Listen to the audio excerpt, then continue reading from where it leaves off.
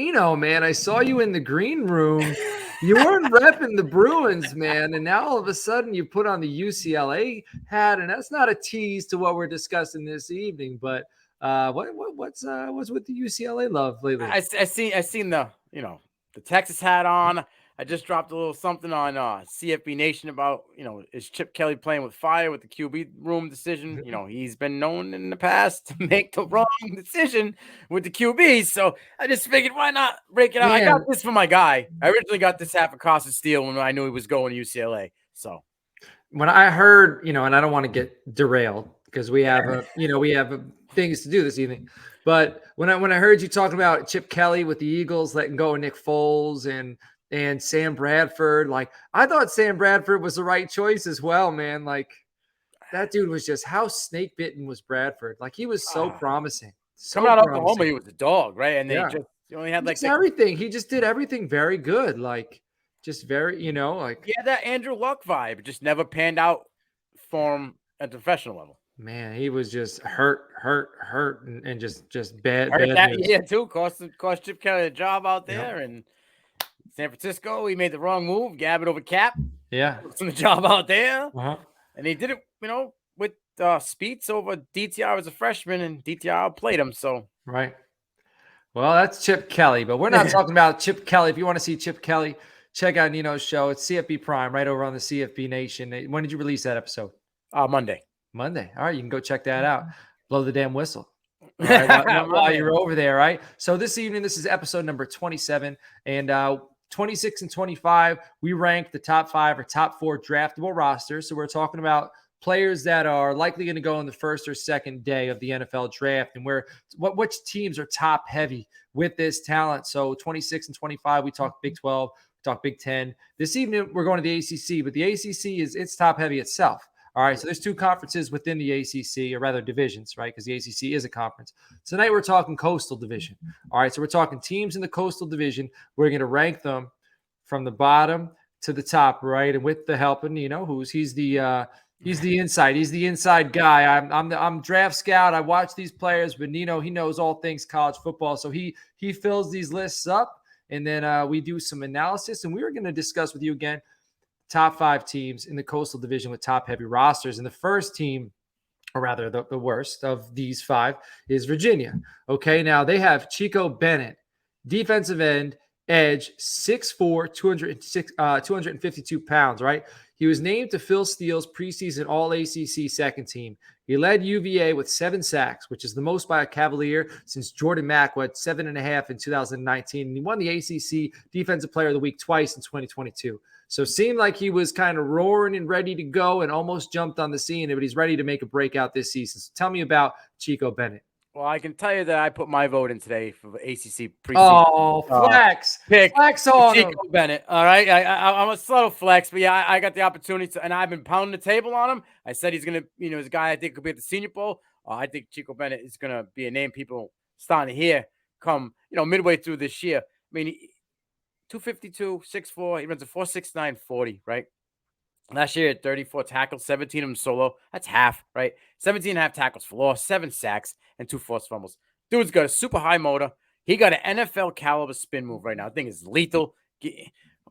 I know it's hard. It's early to say, but remember John Randall? He had a crazy spin move, right? Reggie White. I'm talking about a spin move that could develop in something to that caliber of level. But I mean, I'm not saying he's those guys, but that move in general, it's lethal. All right, he's very instinctive with counters. Like he's looking where you're going before you even go there, and so you can watch his eyes, you watch his hand movement. He's got good hand movement. He's got a good burst off the line of scrimmage. Like I said, he's very instinctive. That spin move is the key. That stuck out to me. Like every game that I watched, when he gets in the zone, he gives you that move. Watch out. Is he going to be a senior? Yes.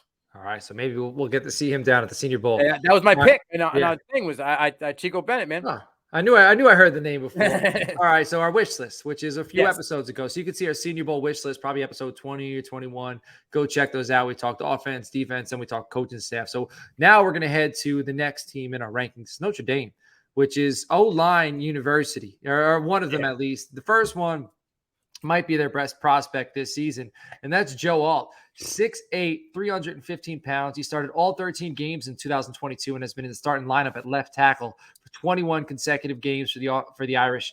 He was 2022 Associated Press All-American First Team, 2022 Pro Football Focus All-American First Team.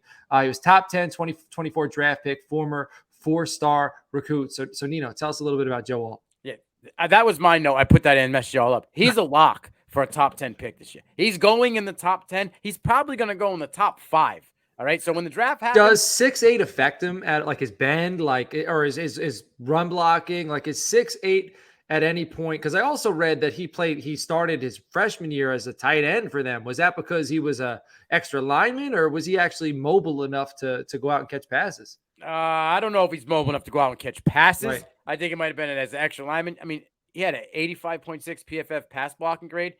The dude allowed 0 sacks and 1 QB hurry all season. All right. You want to talk, we talk Twitch, right? We talk Twitch about wide receivers, running backs coming out of the hole, how twitchy they could be in a phone booth, stuff like that. Right? This guy is twitchy off the line of scrimmage as an offensive lineman. Okay. He likes physicality. He looks for it. And when it comes to run blocking, that's where the twitch comes in. He'll give you a little quick, like a fake Euro step and then blast you. Like you think he's going to go in and this guy's in your neck. All right. He's got a wide base. The dude can sit back. This is what I love. He can sit back and literally control the defensive line. Right. Dominates at the second level. So when it comes to the run game, you see this guy coming, get out the way because he's coming for you until the whistle blows and you're on the ground. He got heavy hands. Get. You usually say E Honda. Yeah. But to me, this guy sounds like Dalsim. Sitting back with the long arms at bay. I'll let you use that one. Dalsim, 6'8", you know what I'm saying? You get that long stretch out there. But he's got that heavy cement hands. He wraps you up and he throws defensive linemen and linebackers around like rag dolls. Once he's getting there and he's got his point of attack, which he wins at 90% of the time, watch out. Joe Alt, a lock in my eyes for a top 5 pick in 2024 draft. This next guy, Blake Fisher, 6'6", 310 pounds, seems like a little bit of a project. But at first, when he came to Notre Dame, he was starting over Joe Alt. Yes. Hurt his knee, went down. Joe Alt came in and he never looked back. But he was a former 5-star recruit from Rivals. His 2022 stats, 874 snaps, only 5 sacks allowed, 17 pressures allowed, 2 penalties. Again, he originally started over Alt. So, I mean, that's pretty big deal. Yeah. He's a better pass blocker than he is a run blocker. And per PFF, Fisher gave up 11 pressures, including 3 sacks in the first 6 games. But then you could see the progression. Mm-hmm. He only gave up 6 pressures in his last 7 games. So he got significantly better as the season went on. So what are your thoughts on Blake Fisher? 310 pounds, 6'6", right?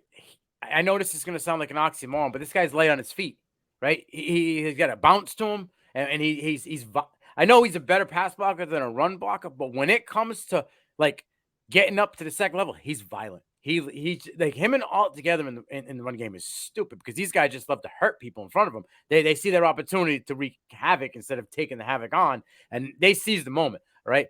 He's just got natural power, and he does well with like those bull rushes. These speedy guys that come off the edge and think they're going to just use their power and speed. No, it's not happening with this gentleman. Blake Fisher is just going to his handwork and his length just pushing you out the way. And for pass blocking, it's 72.7 PFF grade. I mean, there's nothing wrong with that at all. That's in the green. Give me the green light. And like I said, he's just got natural power at 6'6". So right. And being at Notre Dame, being like coming in as a 5-star recruit, getting banged up a little bit, and then watching kind of the rust shake off and him get a little better. I'm excited to see how far this guy rises because it seems like he's getting great at the right time. He's at the perfect place to continue to develop, being next to a guy like Joe Alt. So, seeing what he's doing, work, iron sharpens iron. So, all right. So the next school, University of North Carolina, Drake May, quarterback, 6'5", 220 pounds, 14 games, 342 completions, 517 attempts. He had 66.2 completion percentage, 4,321 yards. He was number 8 in the ACC in rushing yards with 698. 2022 ACC Offensive Player of the Year. 2022 ACC Player of the Year. He could run, lateral quickness, can escape, evade the pocket quickly, creates windows to throw through with these movements, effortless arm strength. Like that's something I saw from him right away. Like it just seems like this guy can really let it zip. There's a lot about him I like.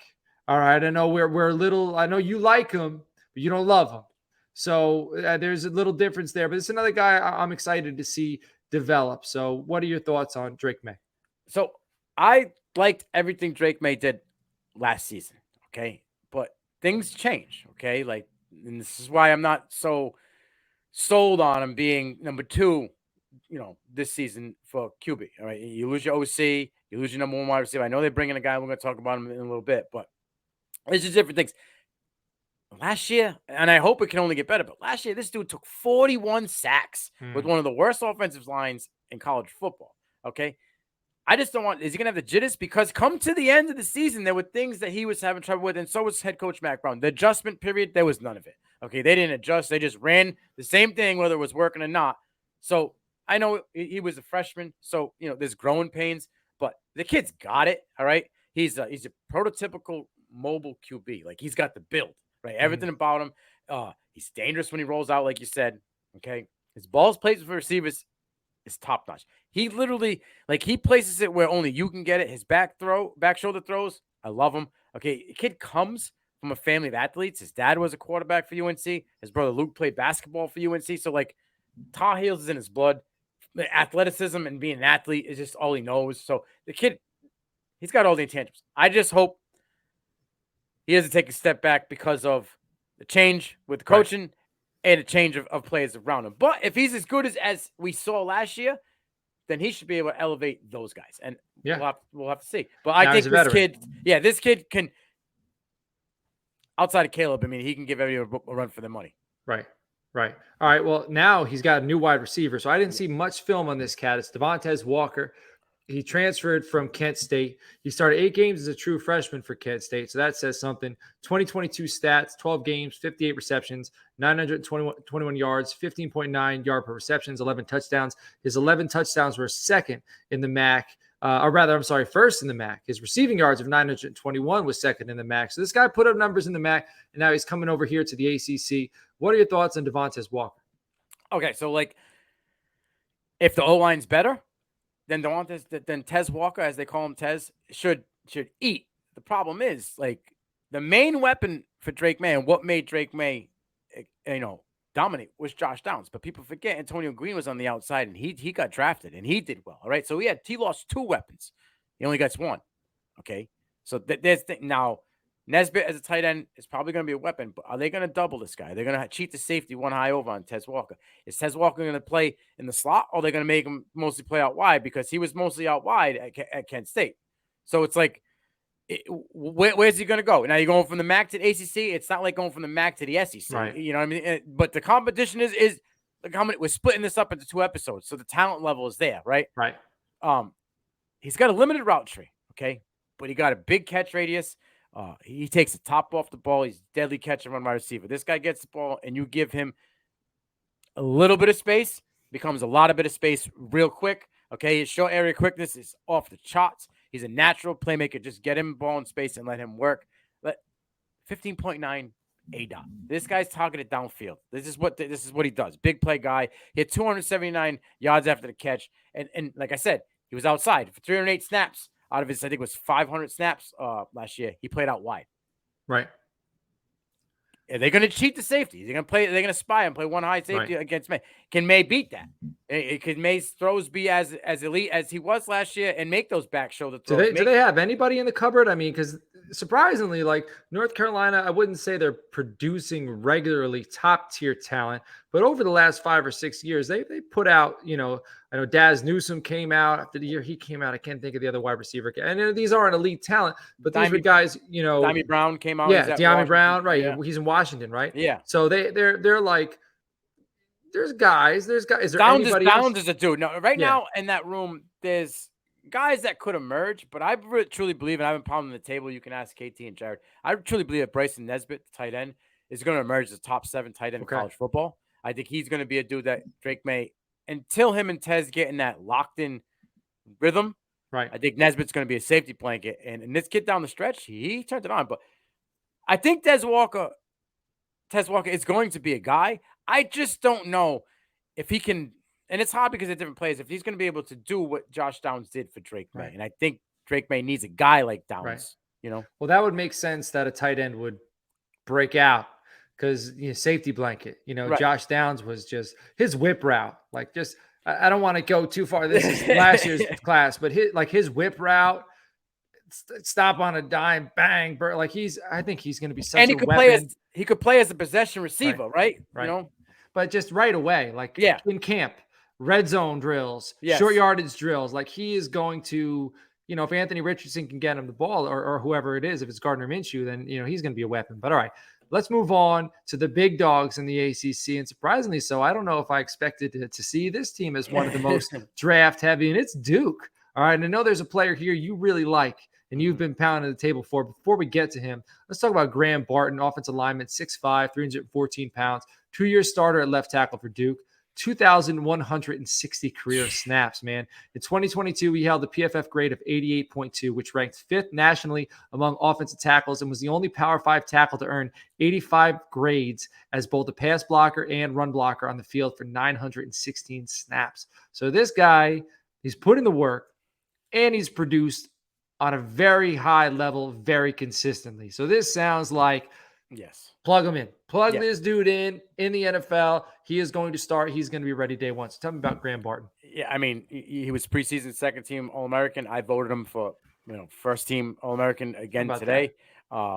This guy, everybody's focused on all the other teams in North Carolina State, UNC Tar Heels.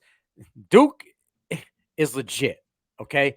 Right. He consistently wins at the point of attack. And that is what you want from your offensive lineman or your left tackle, right? You want him to win at the point of attack. You want him to win off the line. He explodes off the line of scrimmage. He consistently gets out to the second level to do damage. He plays past the whistle, if that makes sense to you. To the echo of the whistle, yeah. Yes. And this guy, I call him Minecraft because he builds a nice little pocket for his QB. Okay. Right. Put a block out.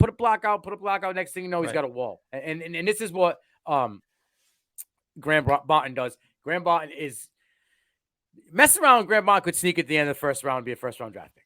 All right. I'm going to skip your guy because I want to finish with him. All right. We're going to finish with him.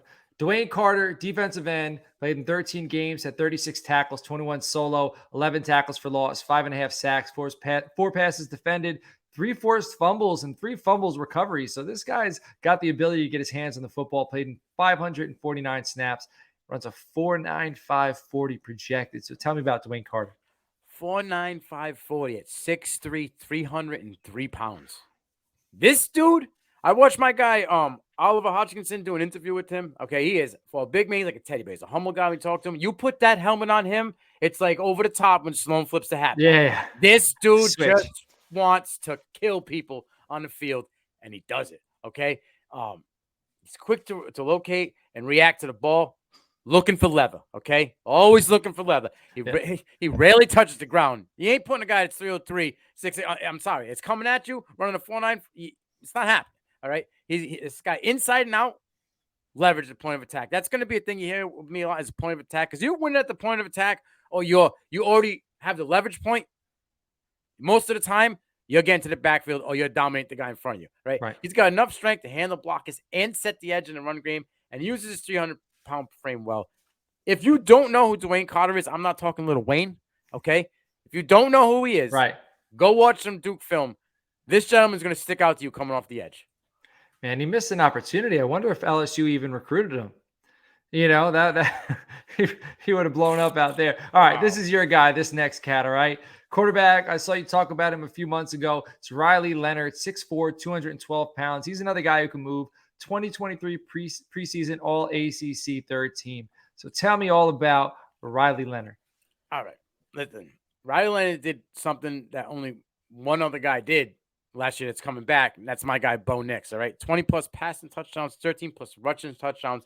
This kid, if you didn't hear about him, then wherever you are, the news station, the sports station, they're doing you a disservice, okay? Because this kid can make all the throws. He can throw the ball across his body, the opposite side of the field. He makes impactful, quick decisions, and he does them correctly. And that's what you need to. And this is why my next point, people are going to say, really? Yeah, I'm not saying he's him. I'm saying the things that he can do with his eyes and the way he gets rid of the ball in such a unique way. Riley Leonard has a little Pat Mahomes flair to him, okay? He can shed a defender, linebacker, a safety with his eyes. He can get a guy open with his eyes. There ain't many QBs on the run that are doing that, right? Most guys are signaling, kind of giving away. This dude does some crazy things that just pure athleticism and just drive to, I'm not letting you beat me. You know what I'm saying? He's got that. And, man, they're putting pieces together. Duke's been climbing the recruitment, rankings. Mike Elko at the head coach knows what he's got, right? And he's putting Riley on the platform, and they're using everything they got. Riley Leonard. Listen, he's got some dudes out there, Jalen Calhoun, Eli Palco at the receivers. If you don't know what Riley Leonard is, there's a good chance Riley Leonard could get that Stetson Bennett run, could get, you ain't yet. Could get in that 5th, 6th round, and you're like, who is this guy coming out of Duke at QB? And anybody who's really interested in Drake May, I think Riley Leonard is a good consolation prize for, kind of fell off the same tree. We need to find a way to get to Duke, North Carolina this year. Let's do it. Like, we have to. So we'll talk that. I think if we go to a game together this year, I want to see May versus Leonard. My brother-in-law lives in Charlotte. Well, Dude, Fayetteville. Right. We'll figure it out. We'll figure it out. We'll talk to D now. Maybe he could, work something out with, I don't know where it's being played, but we'll figure that out. But there was another stat, all right? So he was the one of only 3 quarterbacks. You mentioned him and only Bo Nix had the 20 passing touchdowns, 13 rushing touchdowns. Him, Jaden Daniels, and Drake May were the only 3 quarterbacks to amass 2,900 passing yards plus and 695 rushing yards. So he put numbers up with the big guys. All right, finally, the last team, the number 1 team on this part of the breakdown, University of Miami. I feel like they always have a stud named Leonard. I don't know why. Like in the last 10 years, I feel like they've always had just studs on the defensive line named Leonard. So they got Leonard Taylor, 6'3", 308 pounds, who could run a 4.8 40-yard dash, former 5-star recruit. So what's up with Leonard Taylor? Listen, I've been on the Leonard Taylor train since the middle of last season. D now did his preseason returning top 5 defensive lineman, and he gave me his list, and I says, yo, where's Leonard Taylor? He's like, all right, hold on. I'm not going to lie. I don't know who you're talking about, but I'm going to go back and look. And he scratched off one of you guys he had, and Leonard Taylor became on that list, and he told me, I am all in on Leonard Taylor. Okay? This dude is an absolute dog. 12 games, 22 tackles, 17 solo. Like, this dude could take on whatever side of the line you want him to be, inside, out, whatever you want. He'll take over that guy because he can do it by himself. 4 sacks, 10.5 tackles for loss, okay? This is where it gets spicy. 25 QB pressures, 6 QB hits, and 15 QB hurries. When you see the name Taylor coming, get out the way. He's quick off the line. He can split defenders and get into the backfield. He's got a nice dip in the shoulder, gets in there and sneaks in. This is my line. It's my new line. You love it. He's always looking for leather. He's always trying to get his hand on the ball, running back. He can anchor, shed, and chase. I mean, those 3 qualities right there. So, like, he can solidify the line and stop. I mean, you ain't running the ball, right? He can shed off the blocker, and then he can go chase, whether it be a screen, your QB, running back down, because he's got that speed. 87.3 PFF grade last season. People aren't even really understanding how good this kid is. Damn. This kid is an early day 2 pick.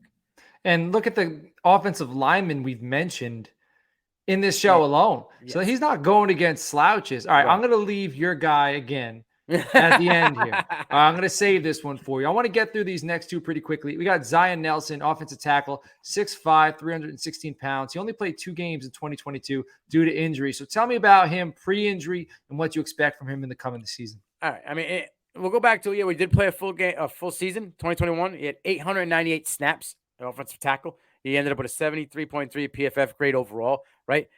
He's good. He plays 568 snaps pass pro, 330 run block. So he's in there for both. You're not swapping him out. He can play. Look, guy's got oven mitts, dude. 10 7/8 hands, right?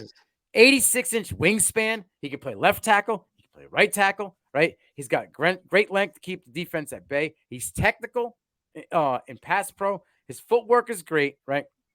His hand game is on E-Honda.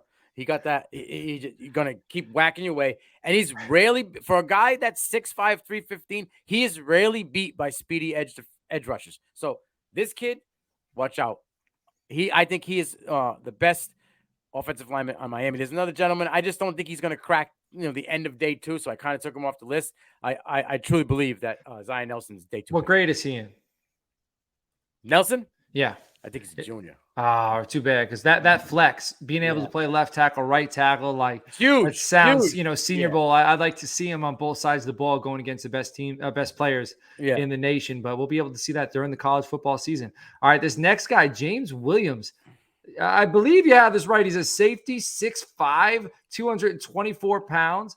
That's a house. All right, that's like, last year JL Skinner stood out. Absolutely stood out, but he was 6'5", 160 pounds. Like a little bit of an exaggeration, but 6'5", 198. I think it's 198, right? Yeah, but 220. Like, this dude's a unit. 4.46, 40, 58 tackles, 38 solo tackles, tackle for loss, and interception, 6 pass breakups, and a forced fumble. So tell me about James Williams. So 6'5", 224. If I didn't say these next two lines to you, you would think it was crazy. It's not mentioned. He's obviously physical, right? Right. He's a physical edge to him. Like, he just wants to play mean. He is a good blitzer, whether it be in the box, off the end, or would come splitting the gap. He can play anywhere, right? He's got good body control. He's still for 6'5". He got a good back pedal. He can get in and out of routes, right? This dude even comes down and defends in the slot, right? He's a former 4-star. And this is another one I think I'm gonna tap. He got click and close ability. You know what I mean? Click and close. Like the heels click, and then he closes. Yeah. So bicycle. Yes, bicycle. There's no T-step in this. Right. You know how I feel about the bicycle move. Right. But I just don't know as if his success. Oh. You see what I'm doing? Well, here? why don't we go right into the last guy? Your guy. You've been beating the drum for Cameron Kitchens since we started this process. So I'd say of all the players we've discussed, he's probably been a player you brought up to me the most. 5'11", 202 pounds, 11 games, 59 tackles, 34 solo, 1.5 tackles for loss, 6 interceptions, 6 pass breakups, and a forced fumble, 4.45, 40. This dude's all over the place. He does it all. So you're thinking, is his success due to this? But what does this guy bring to the table? I'm not taking away from James Williams. Right. Okay. I just think that it helps when you have a guy like, Kitchens that can pretty much do everything, can close with the best wide receivers. Well, look at Eric Reed. Look at Eric Reed at LSU. I liked Eric Reed a lot. Yes. But he wasn't the dude we all thought he was, because he was surrounded by Tyrann Mathieu, Patrick Peterson, Morris Claiborne. Even Morris Claiborne wasn't the dude we all thought he was. But that unit, just everybody was lifted up. Right. So and it's not a knock. They're talented guys, but when you're not covering the ones, you don't have to, get the best guy on that team. You know what I mean? And you can, in case of Williams, you can just play free, right? Improvise. Yes, exactly. So listen, Kitchens, I just love the way he plays. He gives me so many, and I know it's so cliche because it's Miami, but he gives me that slight Ed Reed vibe. He's just out there, right? He loves to hit people. You can go back and look at this dude has his instincts and football IQ is through the roof. He's got that, like a Witherspoon from last year. The timing of his hits, it's just impactful and it's unique. He's very good at it. He had 706 snaps last year. He only had 12 run stops. So he's not really a big run defender, right? Okay. But he can read receivers' routes. He's got great anticipation, like I said, the timing. And this guy can lay the wood. He closes fast. He can help in the run support, but he's better with the screens. You know what I mean? He's quicker if for some reason he does lose his head, he's quicker to recover. He's a ball of energy. And do not let Double K get his hands on the ball, because he is a natural playmaker on the defensive side. That 5'11" will be very important for draft capital, because the NFL doesn't value safeties the way they should be valued. Safeties and running backs, and running backs is a hot topic right now, and obviously because of their value. But safeties, I feel like, are like the defensive version of the running back. They don't get the love. They rarely get drafted in the first round. But that 5'11" will be important. If he comes in under 5'10", it might hurt him. He might fall a little bit. That doesn't mean he won't be a dude. That just means the NFL might wait on him. But if it didn't hurt Sidney Brown, though, right? He was on the 6 feet, isn't he? Well, when did he get drafted? Third round. But so that I'm saying, the third round is right outside day 2. I know. And I'm not saying Kitchens will probably be higher than anyway. But if he was a first round prospect, it might move him to the second. Whereas Brown, maybe he was a second round prospect, but Brown's a unit. Yeah, there were so many guys of his stature. Ivan Pace, at the senior, this year was the year of the muscle hamster, Hanley, the Doug Martin brother, right? Chase Brown and Sidney Brown are both Even Evan Hall, like he right. was Right, Northwestern. Yeah. Yeah. The Incredible Hull. Yeah, All right. Incredible Hull. So this week we broke down, what was this? This was the Coastal Division. So next week we're going to break down the Atlantic Division, which is Boston College, Clemson, Syracuse, Florida State University. We appreciate everybody checking this out. Stay tuned. We're going to rank these draft classes. We're going to keep you all up to date. We're going to get you going all throughout the NFL season. I cannot wait to continue to talk these prospects and get you ready for the NFL draft. I know Nino's a Patriots fan.